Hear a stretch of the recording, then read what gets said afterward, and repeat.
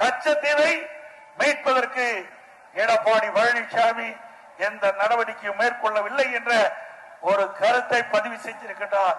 திரு ஸ்டாலின் அவர்களே, கச்சத்தீவை பேசுவதற்கு உங்களுக்கு தகுதி இல்லை. திரு ஸ்டாலினுக்கு தகுதி இருக்குதா? இன்றைக்கு அந்த கச்சத்தீவை இலங்கை அரசுக்கு தாரை வார்க்கப்பட்டது எப்பொழுது? மத்தியிலே காங்கிரஸ் ஆட்சி, மாநிலத்திலே கருணாநிதி அவர்கள் முதலமைச்சர் இருந்தபோது திமுக ஆட்சி.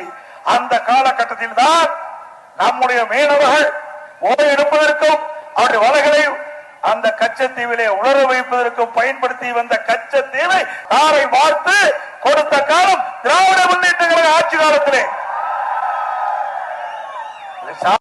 நாடகமா ஆடுகிறீர்கள். மக்கள் மறக்கவில்லை, மீனவ மக்கள் மறக்கவில்லை. மத்தியிலே காங்கிரஸ் ஆட்சி, மாநிலத்திலே திமுக ஆட்சி.